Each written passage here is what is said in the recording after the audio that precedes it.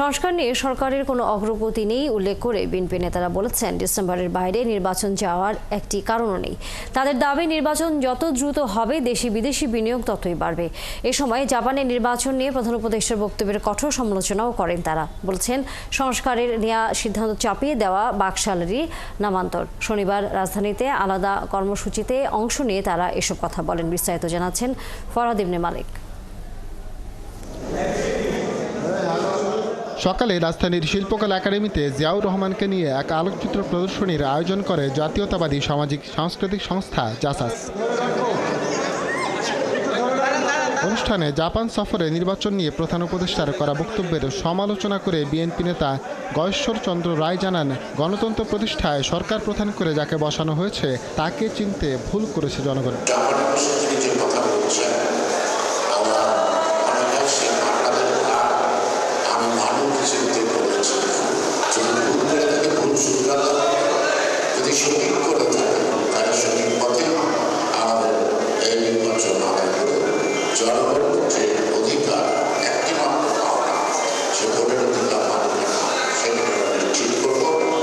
জাতীয় প্রেস ক্লাবে জিয়া পরিষদ আয়োজিত এক অনুষ্ঠানে দলের আরেক স্থায়ী কমিটির সদস্য আমির খসরু মাহমুদ চৌধুরী বলেন, বিচারিক কার্যক্রমের বাহানা দিয়ে নির্বাচন পেছানোর সুযোগ নেই। বাংলাদেশের ভিতরে বিনিয়োগকারী, বাইরের বিনিয়োগকারী জিজ্ঞেস করে নির্বাচন কবে, একটা প্রশ্ন। অন্যান্য যারা বিভিন্ন তাদের সিদ্ধান্ত নেওয়ার জন্য অপেক্ষা করছে, সবাই বলছে নির্বাচন কবে। আর বিচার তো বিচার বিভাগ করবে, সরকার তো বিচার করে না। শেখ হাসিনা বিচার করতো, সরকার তো বিচার করে না, বিচার করবে বিচার বিভাগ। আর বিচারের আওতায় যাদেরকে আপনারা এখন আনতে পারেন না, কেন পারেন না? 10 মাস হয়ে গেছে। ডিপ্লোমা ইঞ্জিনিয়ার্স ইনস্টিটিউশনে কৃষক দলের অনুষ্ঠানে সালাউদ্দিন আহমদ সমালোচনা করেন সরকারের সংস্কার কার্যক্রম নিয়ে। বলেন, ডিসেম্বরের পর নির্বাচন দেওয়ার একটিও কারণ নেই।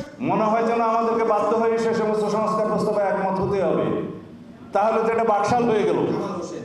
নির্বাচন বিলম্বিত হওয়ার একটিও কারণ নাই, আপনার সামনে যুক্তি নাই। কেন আপনি ডিসেম্বরের বাইরে দিয়ে নির্বাচন দিবেন, সেটার পক্ষে একটিও যুক্তি নাই। যদি ডিসেম্বরের পরে নির্বাচন অনুষ্ঠানের জন্য একটি যুক্তিও তাদের থাকে, সেটা যেন তারা প্রকাশ করে।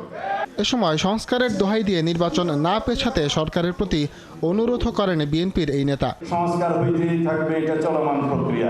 আর ওনাদের ভাষ্য মতে যে সংস্কার সমাপ্ত করেই সব। ফরহাদ ইবনে মালিক, ৭১, ঢাকা।